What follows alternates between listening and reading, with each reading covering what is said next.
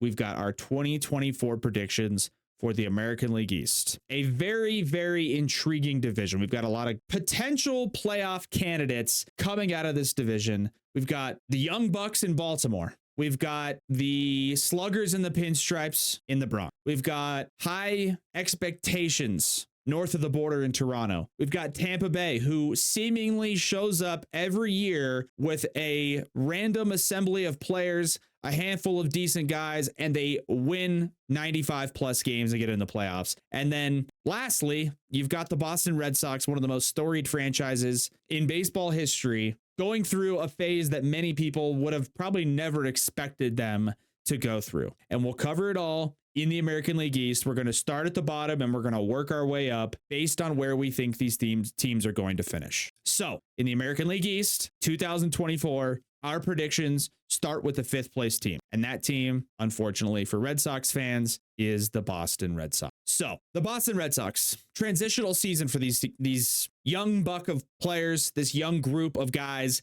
really just a hodgepodge of different players that are really unproven. Besides Rafael Devers, who is, of course, an MVP caliber player, the rest of this team is going to be a giant question mark. Everything about it, from the young guys that were expected to be good that haven't performed very well, from the bigger contracts, and sounds to be the Red Sox already trying to shop those guys and cut some payroll. And again, enter into this full sort of tank mode transitional period, much to the chagrin of Red Sox fans. Red Sox fans aren't used to not being very good. They've had flashes of it, right? They've had years and times and windows where they've needed to kind of reset to first gear and then start to accelerate back up towards the top again. The hire, fire, rehire of Alex Cora has, or at least in the last couple of years, rejuvenated them to a degree. Couple of playoff runs in the last 4 or 5 years, and now the Red Sox find themselves transitionary, trading away Chris Sale, trading away Alex Verdugo, trying to get rid of guys like Kenley Jansen.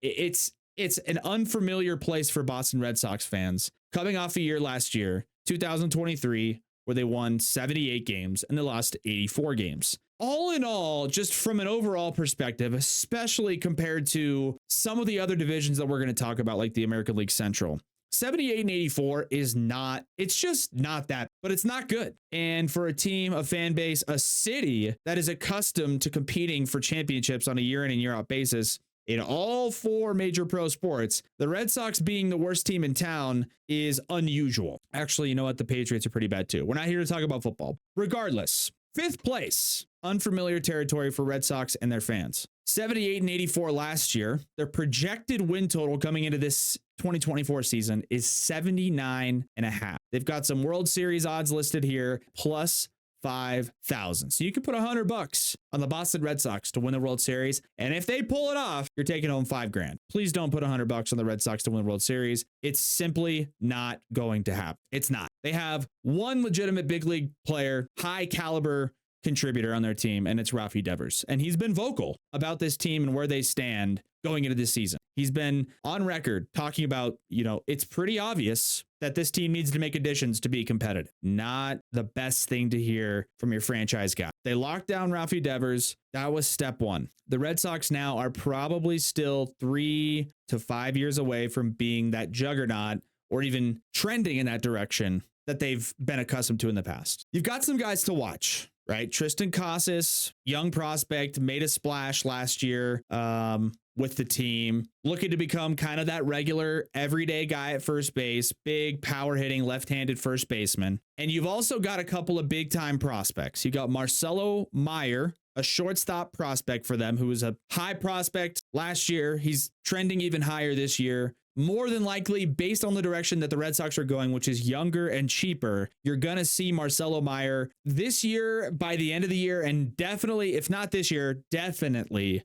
next season. But he's a player to watch regardless, because he's high talent, high prospect, and a guy that's going to be, the Red Sox are banking on to make an impact. Another guy, Cedane Rafaela, who's a middle infield / outfield type guy as well. Quicker guy, dual or utility, hyper athlete type guy that also has an expected time, an ETA of this season for the Red Sox. Another guy, young, high on their prospect list, top 100 guy, who's expected to make at least some contributions to the big league team this upcoming season. Are those two guys in Rafaela and Meyer going to be making massive contributions to a team that makes a deep postseason run? For Red Sox fans, if you are hoping to be competitive and competing for playoff spots in the next 3 to 5 years, those two guys are going to be a part of that core that's competing for playoff spots, hopefully sooner rather than later. So keep an eye on both of them. If you're not a Red Sox fan, please also keep an eye on him. Marcelo Meyer's a big time middle infield prospect and has been for a while. So with all those things being considered, a 78-84 record last year, 79.5 for their win total this year. My prediction for this upcoming season is, and it hurts the Red Sox, I have them at 73-89. And I know that's a low number. They're going to be in 5th place regardless. It's a transitionary year. It's not going to be it's not a tank, because I don't think the Red Sox as an organization would ever put themselves in a situation where they're going to tank. However, 73-89 I think is pretty realistic based on where this team is roster-wise going into the season. They've got some prospects. They've got Rafi Devers locked down long term. We know they will have the money when push comes to shove, or when the time comes in the next couple of years for them to start making a push, adding some big time free agency guys, potentially locking down those younger guys. It's an interesting approach and strategy. The ownership group of the Red Sox has spoken on about how they're looking to kind of cut costs more recently, and Red Sox fans are not super pumped about it. So it's kind of a transitional year for the Red Sox. They are not going to be competitive. I'm sorry, Red Sox fans. It is what it is. But Red Sox, 5th place, 73-89. In 4th place, I've got the Tampa Bay Rays. How in God's name could I have the Tampa Bay Rays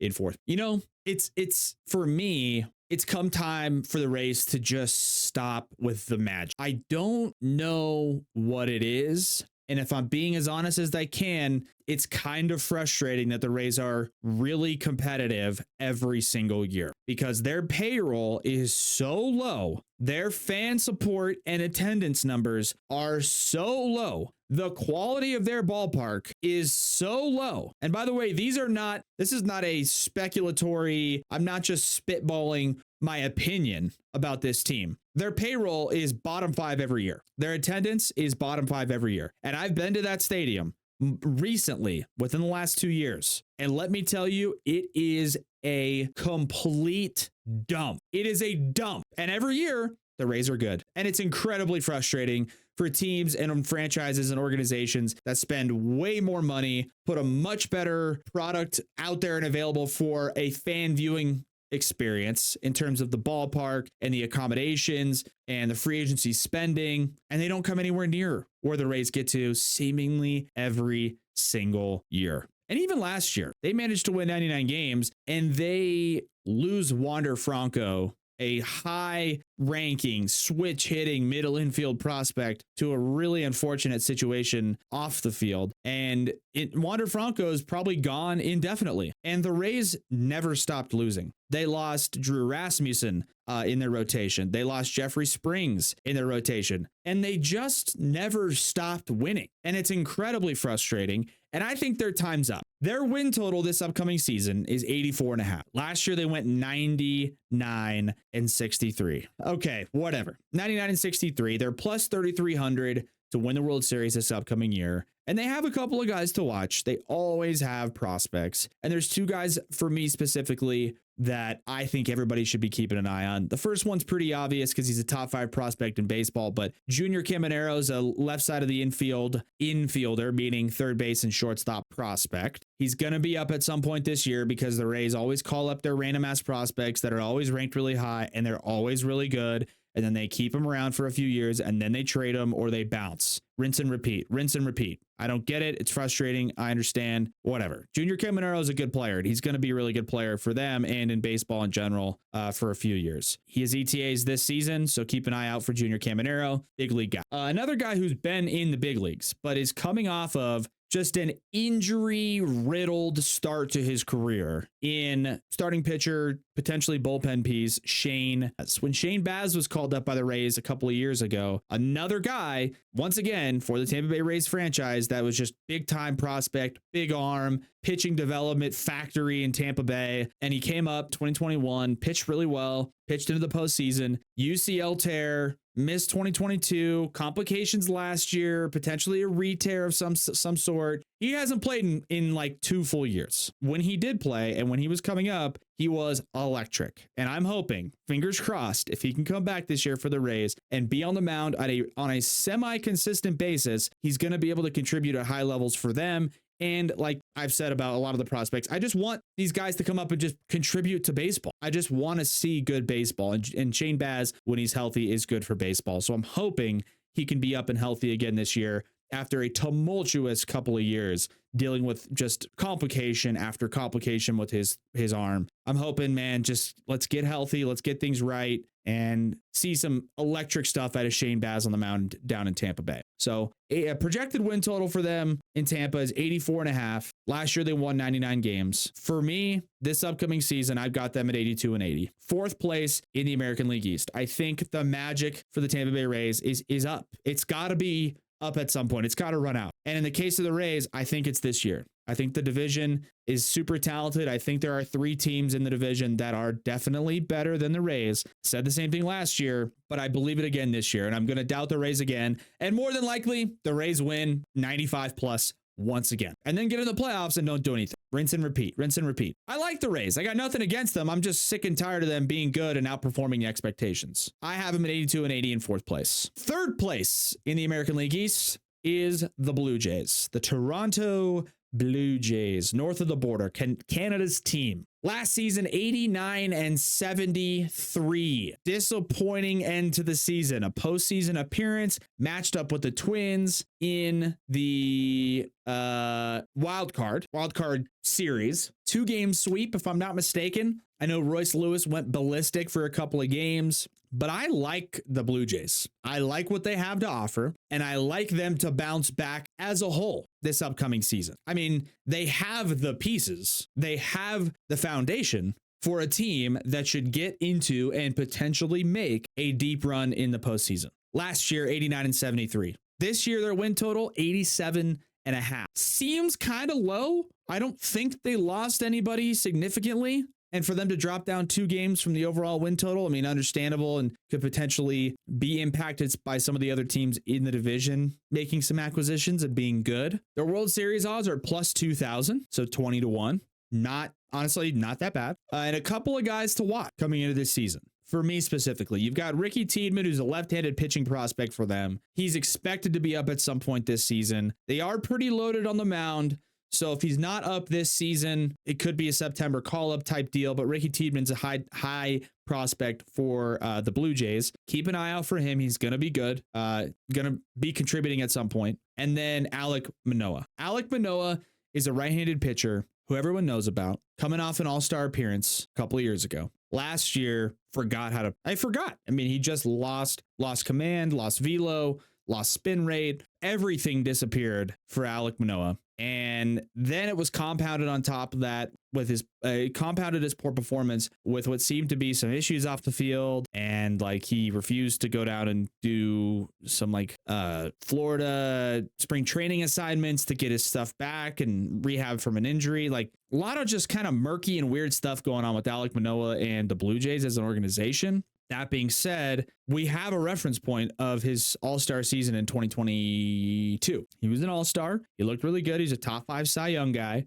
So to go from that and drop all the way down to what he did last year, there's a chance last year was just a anomaly situation. And again, it's kind of snowballed on itself. There was multiple chapters to the saga of what happened with Alek Manoah last year. And I think he's going to bounce back. I like him to bounce back. I like Dalton Varsho to bounce back. I like Vlad Jr. to bounce back. I like a lot of these guys. And I hope they're good because I think when the Blue Jays are good, it's good for baseball. And I have them at 3rd place, 86-76. 3rd in the AL East and the 3rd wildcard spot for the Toronto Blue Jays in 2024. I think 86-76 is very realistic, very doable, and with the expanded postseason, that would put the Blue Jays in as the last wildcard team yet again. They got a couple of teams in this division that are better than them. In the meantime, Blue Jays 3rd in the American League East, 86-76.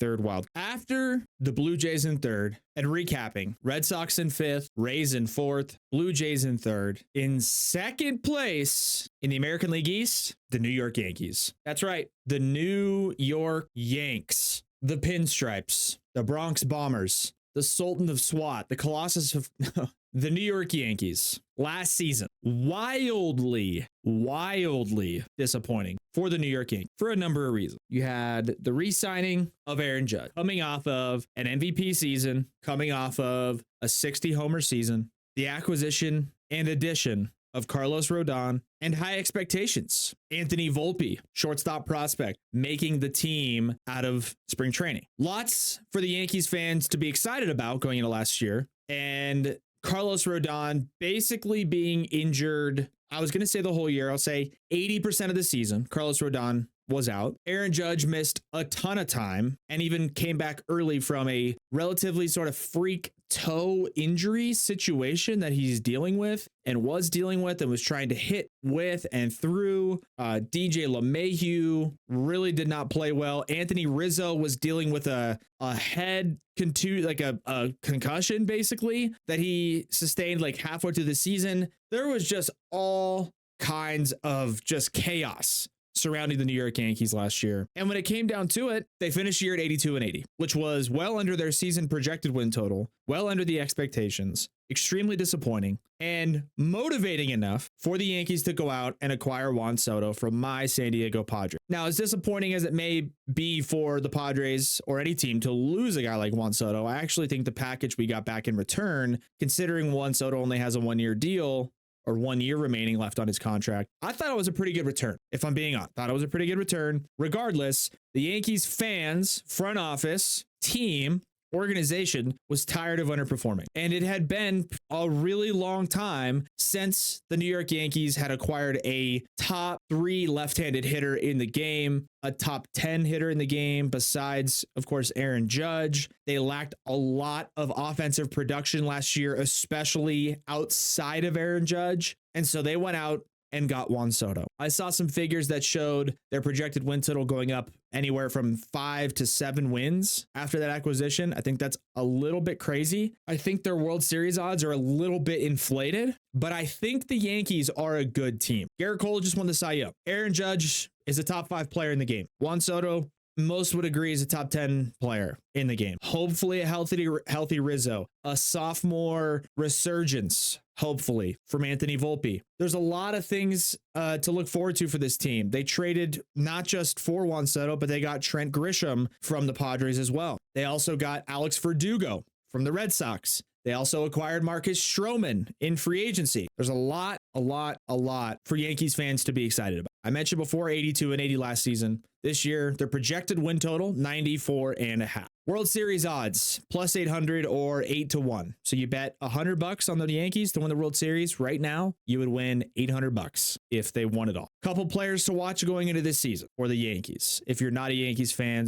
or aren't familiar. I mentioned Marcus Stroman. I am so intrigued to find out how the relationship between Marcus Stroman and the Yankees fan base is going to unfold throughout the season. I am so intrigued. I cannot wait to see how it unfolds, especially if there are periods or times of adversity for Marcus Stroman as a starting pitcher in the Yankees rotation. I think Stroman has a big personality. Yankees fans have big personalities. It's 2 peas in the same pod. It's 2 different contributing factors facing off with the exact same attitude and approach when it comes to confrontation. If Stroman gets booed as he comes off the mound in Yankee Stadium and I'm not hoping for this, I'm not saying it's going to happen. I'm just saying, let's say first start for Stroman doesn't go well. Second start at Yankee Stadium, 7 earned in 2 innings or an inning and a third, something like that. I don't know. Gets pulled, comes off the mound, and they're booing him. I have no idea how that's going to go. I mean, is he going to flip the bird back to the crowd? Is he going to yell at him? Is he going to make a gesture? Are they going to throw things at him? That's how volatile this situation could get. And that's why I have Marcus Stroman listed under players to watch. On the flip side, because of his sort of villainous, high emotion personality, Marcus Stroman, it could end up playing to his advantage in New York if he goes out and pitches really well, because they will embrace his personality fully. If Stroman goes out, pitches at a 3-2 or lower, they will have no problem with Marcus Stroman. They will have by far the biggest market Stroman's had to pitch in so far in his career. He's had some tastes of Wrigley and the Cubs. He's had some tastes of Toronto. He's been in the AL East. Has a ton of experience of facing and dealing with the tumultuous fan bases on the East Coast. So he can handle it. He knows what it's about. I'm just really curious to see how that's going to unfold. Another guy to watch, if you're not a Yankees fan, Spencer Jones. He is a first base prospect. He came up in spring training not too long ago, like a couple of days ago, and hit a ball 1,000 feet. He's a big donkey first baseman from Vanderbilt who has a ton of raw power, and he's left-handed. At Yankee Stadium, raw power, left-handed, yeesh, look out. Spencer Jones, if he gets an opportunity to play every single day, Yankee Stadium, this dude could hit 40 homers. Easy. So we've got the Yankees coming off an 82-80 season with the projected win total of 94.5, 8-1 to win the World Series. And my prediction for them is 91-71. That would put them at second place in the American League East, the number 2 wild card, and a postseason spot. I think Yankee fans hope for better, but I think realistically, they are missing a few pieces. I think besides Soto and Aaron Judge, they don't have another reliable bat in that lineup to count on driving runs in. They don't. Pretty much returning the same lineup as last year. Again, shaky Anthony Rizzo, shaky Jose Trevino, shaky DJ LeMahieu. It's going to be tough for them to find a lot of offensive production outside those big 2 horses in the middle of the lineup. That being said, they have good pitching. They have a good bullpen. They have some depth. They have some prospect capital. They could end up going after somebody at the trade deadline, depending on who's available. And I think 91-71 is very reasonable. I think a second place finish in that division is very realistic. And wild card 2 is very realistic. And we all know once you get into the postseason, anything can happen. And for Yankee fans, I think that'd be a breath of fresh air coming off a year where there was high expectations and you didn't even sniff the playoffs. I got the Yankees at 91-71, second place in the American League East, wildcard 2 spot. And that leaves one final team in first place in the American League East, the Baltimore Orioles. The Baltimore Orioles. Who would have thought? Who would have thought? Look at us. Who would have thought? Not me. Win total of 89.5 from Vegas. 89.5 wins. That's the line for the Baltimore Orioles this year. And they just won 101. So the Orioles got 12 games worse while adding Corbin Burns and the exact same returning lineup as last year. Hello? 89.5 wins for the Orioles is egregiously low. I have them finishing in first in this division. Last year, they won 101. This year, 89.5 win total, as I mentioned. Their World Series odds are plus 1,500 or 15-1. And they've got some prospects just continuing to fly up the pipeline and make impacts immediately. If it's not Grayson Rodriguez, if it's not Gunnar Henderson or Adley Rutschman or Cedric Mullins or Austin Hayes, or I'm missing a ton of guys, Felix Bautista, Yanir Cano. Hello? They are loaded and they just acquired Corbin Burns.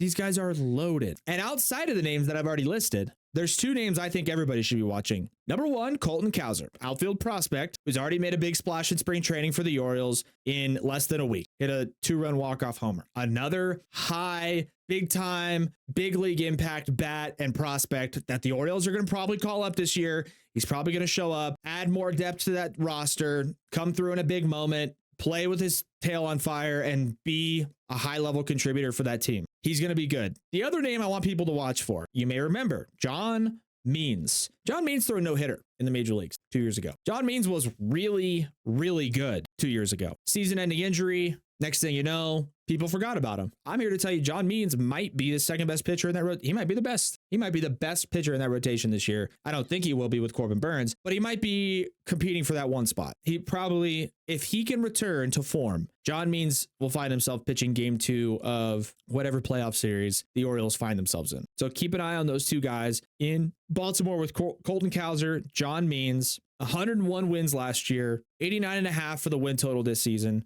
I have the Orioles in first place in the American League East, finishing with a record of 99-63. 3. 2 games worse because, yes, they played a little bit above their expected win-loss based on Pythagorean situations, runs scored, runs against, won a lot of close ball games, but also they're super deep, they're super talented, and I have no issue giving the Baltimore Orioles 99 wins this season. I have no problem with it. That's a slight 1% regression from last year. Doesn't mean anything. That's good enough for first place in the American League East, and it's good enough for best potentially record in the American League, depending on how these other divisions look. Got the Orioles in first place, 99-63, winning the American League East, back-to-back AL East champion. To recap the American League East, final standings as it stands now, I had the Orioles winning it at 99-63. I had the Yankees finishing in second in the AL East, 91-71, good enough for the second wildcard spot. Third place in the AL East, Blue Jays, 86-76. And in fourth place, the Rays at 82-80. Rounding out the bottom of the AL East, the Boston Red Sox, 73-89. Those are my predictions for the upcoming season. I like to think they're pretty realistic. The only parts where I'm a little bit hesitant is that the Orioles may regress a little bit more than I have them regressing. 2 games for me. They may drop down into the 94-95 win range, but I still think they win that division. And the other team that is always scary is the Tampa Bay Rays, because I've got them at 82-80, and more likely than not, they're going to win 95 games this year by some sort of miracle. And it won't make any sense. And they'll lose 2 or 3 guys to season-ending injuries, and they're still just going to pump out win after win after win and get weird, crazy, fluky, one-off production from guys that have never been good before, like Isaac Paredes or Yandy Diaz. I mean, Yandy, they're both good players, I guess, but neither of them were expected to be all-star caliber guys last year, and they were. So if that sort of string of luck runs out for the Rays, I've got them finishing in 4th. The Red Sox rebuilding year, it is what it is. They're going to round out the bottom and hopefully start building up for the future. These are my AL East final standings. Red Sox in 5th, Rays in 4th, Blue Jays in 3rd, Yankees in 2nd, Orioles in 1st.